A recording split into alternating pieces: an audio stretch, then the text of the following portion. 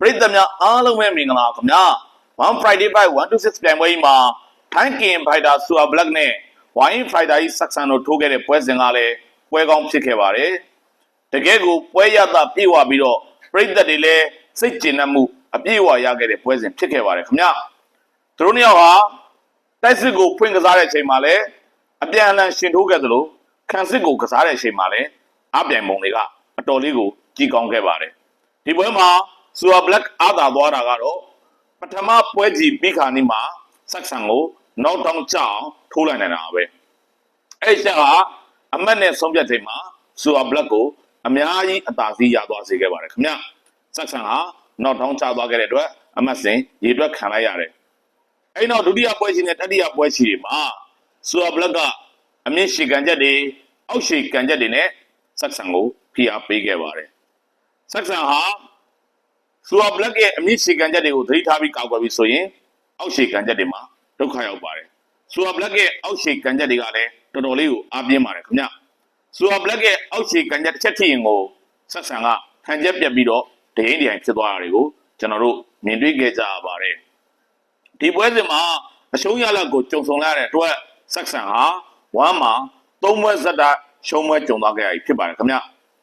အတိအကျပြောရမယ်ဆိုရင်စိုးလင်းဦးကိုအနိုင်ရပြီးတဲ့နောက်ပိုင်းဆက်ဆံတပွဲမှကိုမနိုင်တော့ပါဘူးထိုးသမျှရှုံးဖြစ်နေပါတယ်Super Black ကကြတော့သိမကြသေးရင်ကမှစာချုပ်ထပ်ရထားတဲ့ fighter ဖြစ်တယ်ပြီးတော့သူဒီ၃ပွဲဆက်အရှုံးရလဒ်ကိုအခုဆိုရင်၂ပွဲဆက်တိုင်းအနိုင်ရလဒ်နဲ့ပြန်လဲရှေ့ဖြတ်နိုင်ခဲ့ပြီဖြစ်ပါတယ်ခင်ဗျအခုမတိုင်ခင်ရှေ့ရပွဲမှာသူဒီ kickboxing ထိုးခဲ့ရတယ်အဲ့ပွဲမှာ Rotten ရဲ့ရောက်ဖောက်ကိုအနိုင်ရအောင်စွမ်းဆောင်ပြနိုင်ခဲ့တယ်ဒီပွဲမှာသူဒီဝိုင်းဖိုက်တာကြီးဆက်ဆံနဲ့ထိုးခဲ့ရတယ်ဆက်ဆံကိုအနိုင်ယူနိုင်ခဲ့တယ်ခင်ဗျပြီးတော့သူနဲ့ဆက်ဆံကြဆက်ဆံရေးကတကယ်ချင်းဆက်ဆံရေးလည်းရှိတယ်မိတ်ဆွေဆက်ဆံရေးလည်းရှိတယ်ဆရာတပည့်ဆက်ဆံရေးမျိုးလည်းဖြစ်ပါတယ်ခင်ဗျဒါကြောင့်ပွဲပြီးချိန်မှာ Thai King Fighter Super Black ကဆက်ဆံစီကိုတွားရောက်ပြီးတော့ကြော့ခဲ့တာဖြစ်ပါတယ်ဆက်ဆံဟာပွဲတစ်ပွဲပြီးရင်ဒီပွဲမှာသူဝစ်စင်တဲ့အထိမ့်မဲ့ပစ္စည်းတွေကိုလေလံတင်ရောင်းချလေရှိပါတယ်ရည်ရွယ်ချက်တစ်ခုခုနဲ့သူအလူတန်းလို့ကိုရောင်းချတာပါဒီချိန်မှာလဲဆက်ဆံကSuper Black နဲ့ထိုးတဲ့ပွဲမှာသူဝစ်စင်ခဲ့တဲ့ဘောင်းမီကိုလေလံတင်လိုက်ပြန်ပါပြီသူဟာ